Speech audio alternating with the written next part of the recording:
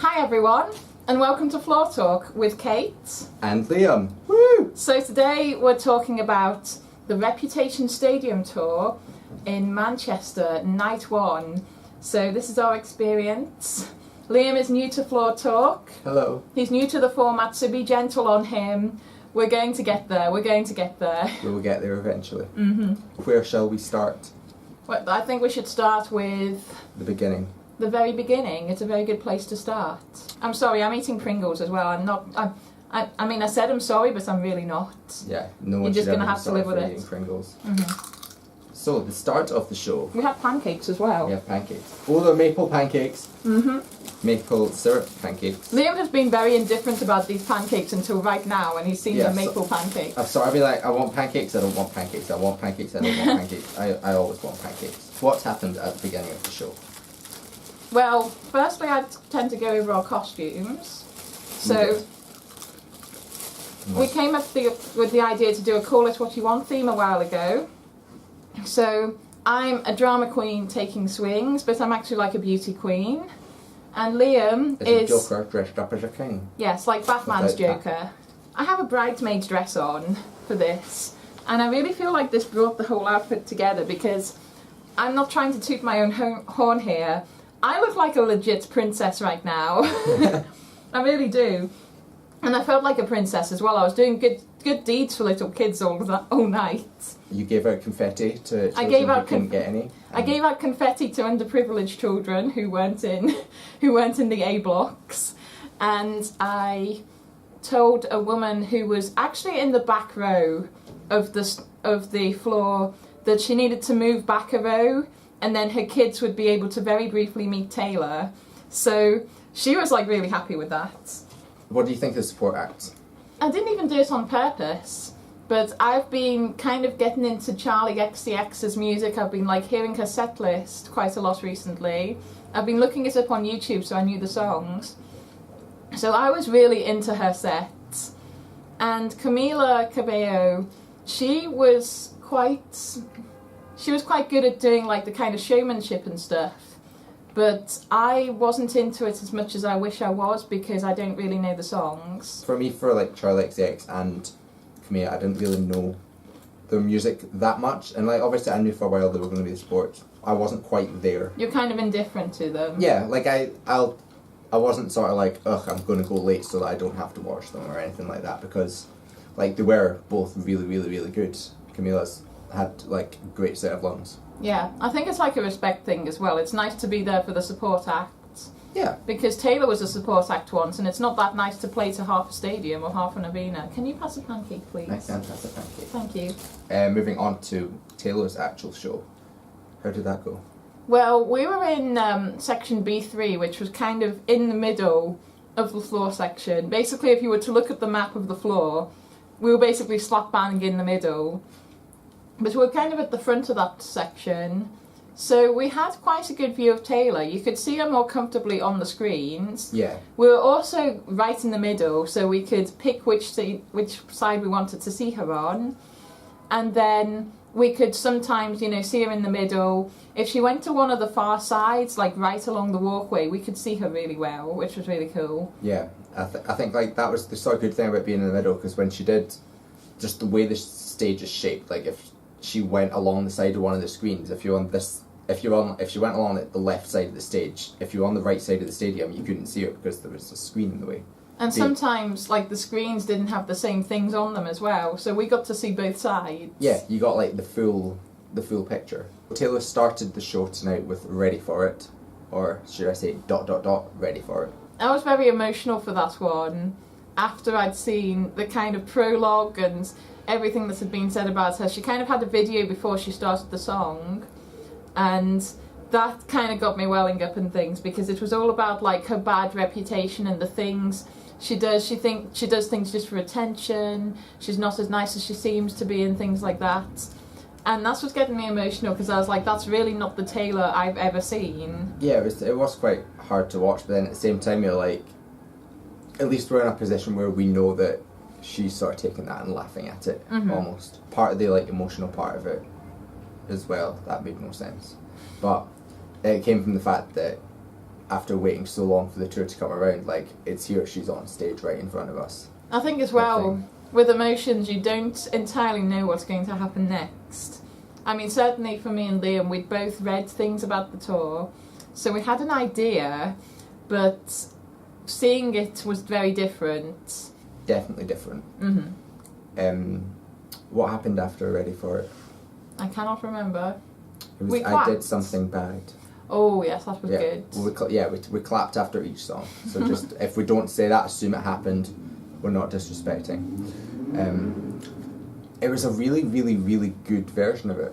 I mean, that's what made me emotional as well, because, like, not so much Ready for It. Ready for It was good and it got me pumped up. But then, was it Don't Blame Me? Don't Blame Me, I Did Something Bad? I Did Something Bad yeah. was next. I get those two mixed up. It feels like a sentence. Don't blame me, I did something bad. I did something bad, don't blame me, you know. Hey. That got me emotional again because I was thinking back to the prologue and it seemed to be a continuation of that story. So I was getting really into that and I love the theatricality of that whole production. She just went all out with it, like, in terms of, like, her vocal range, like, shot up octaves.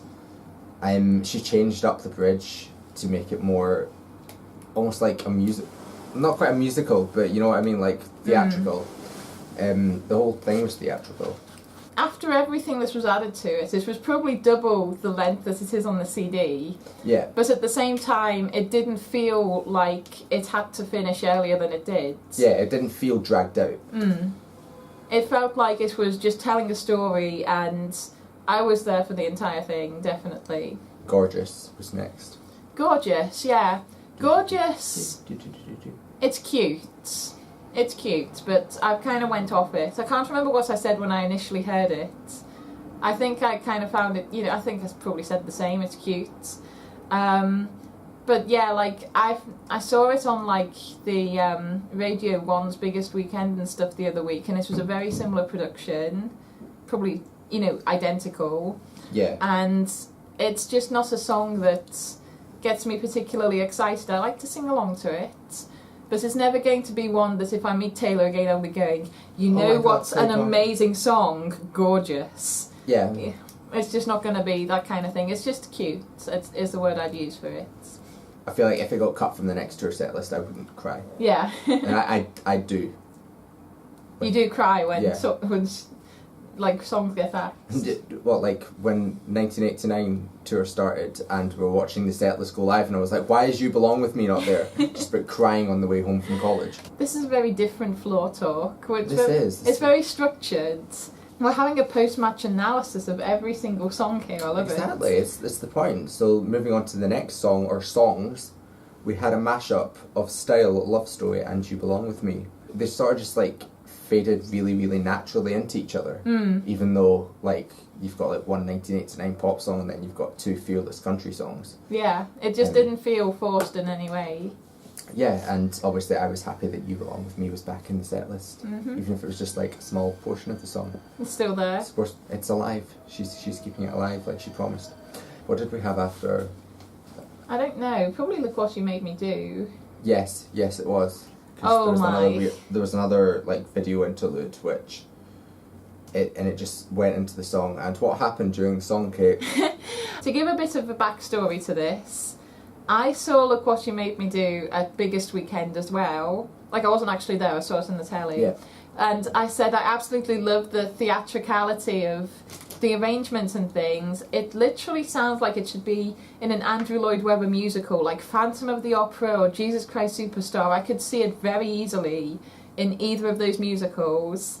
And I knew what was going to happen because I've seen pictures online of the giant snake.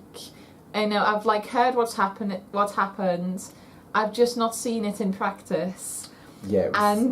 It was like I didn't even know it was going to happen when it came up. Like, Liam's got me on camera screaming, "Oh my god!" And then there was a long time where I was just like standing like with my hands on my face and tears on my face and during stuff. the entire like I don't trust nobody and nobody trusts me, like you were just like there was a bit where Liam was looking at me as if to say, "Wait, are you afraid of snakes or are you just really into this song?" Yeah. It's like there wasn't moments where you were looking as if to say, is this a phobia I didn't know about? I know. What's quite awkward is that my mum was going to come to that show and she really, really, really hates snakes. Wow. I was like, yeah, it's a good thing you didn't take those extra tickets now. That could have been awkward. I'd have been... You would have been in big trouble. I'd have been disowned. Yeah. So moving swiftly on. It's an old joke.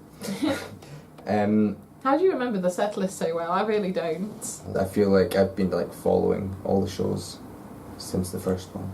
I just couldn't remember it. Like if you told me what was on, you know, the Red Tour, the 1989 tour, I saw those shows multiple times. I still couldn't tell you what songs are on the set list. Like I can tell you what songs are on the set list, but not the exact order. I can't tell you the order they were on and what happened before them and things. See, I can't do it for Fearless, but for Speaking Out Red in 1989.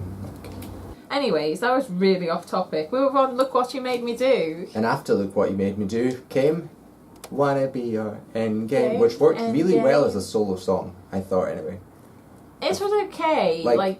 Well, it was like, knowing it was a solo song, it worked better than I thought it was going to. Yeah, that's true. Because we knew, part of me was kind of expecting like, is she going to have like an Ed in a future appear on the screens? Or like holograms on the stage or something like that, but she obviously didn't. Yeah, I wondered if like Charlie and Camila were going to like fill in their parts. That could have worked as well. Yeah, I think that would Charlie be cool. could be future. Yeah, like, because they at least could like learn those parts and then be a part of that instead of Shake It Off. Yeah. I that's what I would have liked to have done, but yeah, never mind. But yeah, like when I heard it was literally just Taylor's parts, I was, you know, a little bit sceptical, and I still wouldn't say it was my favourite on the set list. Yeah. But it wasn't as bad as I thought it was going to be. So after Endgame we had King of My Heart, which was absolutely insane. They brought out these big drums. Yeah, and then they didn't use them until the end, and I was like, I'd almost forgotten about them. I saw them at the start and I was like, this is King of My Heart. And then we had like King of My Heart, and then it was like drums, and I was like, oh my god, I forgot about the drums. The drums are there, yeah. I forgot about those massive drums that are like like the size of this room almost. Maybe not that big, but yeah, maybe not. Like maybe the size of the bed. Yeah, like big, or half the bed. I don't know. big drums. And what else happened during King of My Heart? At the end of King of My Heart, what did we do? We started moving to the back of the room. We did. Why, you may ask? We'd been told that was a good time to go to the back of the room because Taylor was going to start moving to the B stage. We like to do our research with these things. We do. Security were pretty quick with putting barriers up and things. I noticed during King of My Heart that Section A was barriered off from joining Section B, and I was like, oh, I didn't know they did that. And then we decided to kind of go to the back of the room, and Section B was barriered off from Section C, but for whatever reason security decided to let us through. Yeah. Like they didn't challenge us or anything, they were like, yeah, come on through. We're sort of like, I need the bathroom, like, yeah, of course you do. Well, I mean, I didn't even make any excuses, I just looked like I wanted to leave. I think because I had my bag with me as well, they maybe thought I was actually going. But I was also crying a little bit, so... So, well, I had tears on my face, but for whatever reason, they decided not to stop us. Whether they had instructions to stop people moving over there once Delicate started, I don't know. But for whatever reason, they decided to let us through. Yeah. And then for whatever reason, we hung out at the very back on what was technically a walkway. And again, for whatever reason, they just let us stay there. I guess they just realised that eventually there were going to be a ton of people there, so... It's like, people are coming, people aren't going to move. So. Yeah, and then, like, if somebody was going past, we weren't in their way, so in the grand scheme of things, we weren't really that big an issue. No, it was actually okay. Yeah. Once we were there, I noticed in front of us there was this woman with a couple of kids, and they were quite young, and... I mean, when you're like a kid at a concert, you really want to have a special moment, and... Yeah. Realistically, that doesn't usually happen. I'm sorry, kids, but, you know, in the grand scheme of things, there's so many kids. Especially at a stadium tour where there's like 60,000 people there. Yeah, like an arena, you've a bit of a chance. Yeah, and like as a parent or a guardian, you want the kid to have a special moment, but again, you know that it's maybe not going to happen. You want it to happen for them, but it's not likely to happen. So I let this woman in front of me know that you know, the barrier, like that barrier that we were in front of was a place she needed to be. So she moved her kids over, and the kids seemed a bit confused. She seemed a bit confused, and they were getting a bit impatient, like, while various songs were going on. But I was like, just stay there.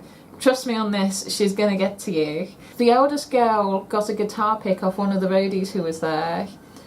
He kind of, like, casually slipped it her when he thought nobody was looking, you know, so that, you know, like, so that there wasn't a big scene and other people weren't like, can I have one too and stuff. So already I was like, I'm glad she's got that. That's a nice memento. And then Taylor went past and she, you know, touched the hands of both of them. They got that special moment to meet Taylor. I mean, it technically is meeting her. Yeah, it is, and it was... It's very quick, but it is, like, there's a lot of people who will never have that moment. So for it to be like your first concert and something, especially with someone as big as Taylor, having that happen. So that was so cool. You know, like, especially if you're a fan of Taylor and you're that little, it just seems totally unimaginable that Taylor would ever touch your hand, as simple as that is. Yeah. So Taylor went past and she saw them both. I got it on video, I think. And then Liam... You had the picture of your secret session photo. I had my secret session photo on my phone, so I got it up on the screen, and as she came past, I was like, hey, look at this. Taylor done, like, this real happy dance when she saw Liam there, and, like, she had hold of one of your hands, she had hold of my hand, and she was like, jumping up and down. It was so funny. And I didn't manage to capture that on the video. I think I got her holding your hand, but then I didn't manage to get us, you know, in this weird happy dance we were having with Taylor, like the three of us. But it was on the big screens at the main stage, so anyone who was there filming it. Like, Liam would really love to see that if anybody has that. Like, so many people afterwards were like, we saw you on the big screen. And then somebody else, like, was Jared, who was like, I thought that was you, and stuff like that. Then, like, we were going back to her seat, but then it was like, actually, no, she's playing Blank Space, and we just sort of casually started dancing, then danced near her seat in the aisle, but not actually. The thing is, like, there was so much chaos going on at that point, security didn't even bother saying, can you go back to your seats, because I think somebody was standing on them anyway, so... Yeah, they didn't seem to actually notice. No, they really just kind of let it happen, and then once Taylor was back on the main stage, they started asking people to go back to where they should have been. Yes. Yeah, but, like, in terms of... like, being on that walkway, they really didn't mind because it wasn't that big an issue. Yeah, it's not like it was being particularly used. Yeah. But it was quite cool because when she was flying back over and we had Bad Blood mashed up with Should Have Said No. That's a 1989 pop song mashed up with a debut album country song. I never thought I would get to hear a debut album song live in my life. Oh my. But I did tonight. Wait, have you not heard Teardrops? No, I haven't heard any of them. Wow. That was legit the first time oh my God. that I've heard a song from her debut album. I'm such a privileged Swiftie, I swear. You are, because you went to the Fearless tour and you got all the singles. You got Picture to Burn. When it comes to bingo, we'll get onto that later. When it comes to bingo, I'm doing so well. We'll go back to the songs that we missed out in that little description of the B stage and the various areas we went to. So we started with... she flew over singing Delicate onto the B stage, and then we got like an acoustic version of I Knew You Were Trouble, which... That was really cool. It was really... I feel like she was singing it higher in pitch. But or like in a higher key, but it could just have been the fact that it was an acoustic guitar and didn't have the low synth sounds. I didn't really notice that, but maybe once we look at it back again, because there seems to be a post-match analysis. Maybe once we look back at the footage, we'll maybe see that. This can be a London floor talk. We'll come back to this topic. Yes, we'll see the notes. But yeah, that was a nice throwback. Like, I know it was like, you know, it hasn't been ever left out so far. Like, since I Knew You Were Trouble was written, every show that I've been at, it's been played. Yeah. So it's not like I have to miss it. Yeah. But at the same time, it was nice to hear it again. Yeah, like it has been kind of cut out of this tour setlist, but it was our, like, surprise acoustic song tonight. And then we had Dancing with Our Hands Tied. Yeah, that was nice. I really like that. I prefer the song acoustically to like the album version. I feel like it's... In terms of what was going on at the B stage, there was a lot of confusion, a lot of people moving around, and by the time Dancing with Our Hands Tied was on, I feel like everybody had found a place who was looking for a place. Yeah. You know, there wasn't really anybody trying to move around, trying to confuse themselves and that. So I was really able to enjoy that one. Yeah, it was really enjoyable as well. When you start going over to B stages and stuff, it can get so confusing. But it is worth it if you get to see her up close or you get to touch her. No, that sounded so creepy. You get to If you get touch her. to high five her. Yeah, if you get one of those moments, it can be really special. So it is worth going over if you have the chance. Yeah. But at the same time, it can be such a really confusing moment. Yeah, if you don't know, if you don't have a clear plan of what you're doing. So she done Dancing with Her Hands Tied, and she made a really nice tribute to the victims of the Manchester attacks before that, and it didn't distract too much from the show. But it was still nice for it to be acknowledged, if that makes any sense. Yeah, like it didn't change the atmosphere. It was just sort of like here's a nice little memorial speech, and then I'll play the song. That was really nice. Yeah, that was really good. And then she moved to the other stage. Was she singing? No, she wasn't singing. No, That's she started singing when she got over there. It was just like drum beats and stuff. I can't even remember what the music was like during this point, because like I said, it just gets so confusing. Because it would have been really awkward if she was just moving over in silence. Yeah, so we had like Blank Space, then she sung Dress. Yeah, that was fun. That was. By that point we were dancing in the aisle and stuff, and I had my big dress on and stuff, so I was just, only bought this dress, so you know, like you could really properly move it about and things. Yeah. Sitting at the seat and stuff, I don't know if the guy next to me was infringing on my space or whether it just felt like that because it was such a short piece of space, but it was kind of like you really had to like hold your arms like this at the very most. This. You couldn't, like... It's like, I mean, when I was like moving my hands like that, I actually had one hand each behind each of your heads, and I was just like that, so I could still do it, but it wasn't really my space. But yeah, so it was really nice to like dance properly to that without having to be like, oh sorry, I elbowed you. Oh, do you know what I just remembered as well? We picked up another wristband at the back of the, when we were by the walkway and things. I don't know where they came from, but somebody had spilt a drink, and I don't know if at that point somebody had just decided it wasn't worth picking up, but we each got one. If these are yours, I'm very sorry. I'm very sorry you lost them because they've been adopted now. By the way, plastic tags big enough to stop both of them. Oh really? Yeah. We also kept the little plastic tab so that the battery wouldn't run out. Yeah, because we'd like to use these tomorrow if that's possible. Yeah. We're getting so off topic. She flew back across the stage singing Bad Blood and Should Have Said No. Then it was Don't Blame Me. Yes. Which was very like, which was again, it was a really, really, really theatrical. I feel like the atmosphere of her being all around the stage was still on the floor at that point. Like everybody was really into that one. Yeah. Even the people who just seemed to be at the concert with somebody as a plus one really seemed to be into that one. That was a really good one. And then we had Long Live and New Year's Day on the piano, which was again very somber moment. Somber. Like very Long live. Like very calm in atmosphere until we shout bingo. Why did we shout bingo? Because Taylor messed up.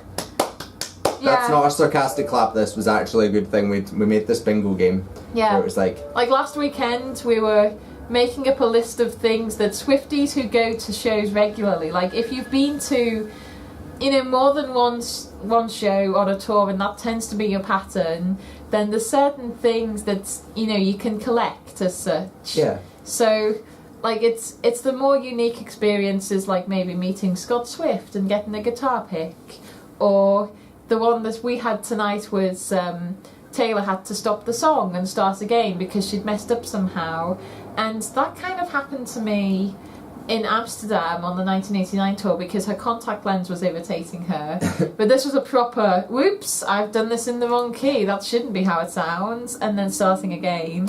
So at that point, me and Liam were both, bingo! But yeah, we were just, bingo! And then we were laughing away to ourselves, and I really feel sorry for the rest of our block around us because they were people around us were sort of like, are you happy that she messed up? Yes, if you're happy that she messed up, clap your hands. I feel like I would have liked that more if I hadn't known this was coming. Yeah, because we did sort of know it was coming. And then that one felt a little long to me. It's like there was a point where I was like, hasn't she sang this? There was a dramatic pause like after the. Yeah. There was a bit where I like clapped because I thought it was the end, and then she still had like a verse and a half to go, and I was like, oh, okay. And then we had Getaway Car. I like that.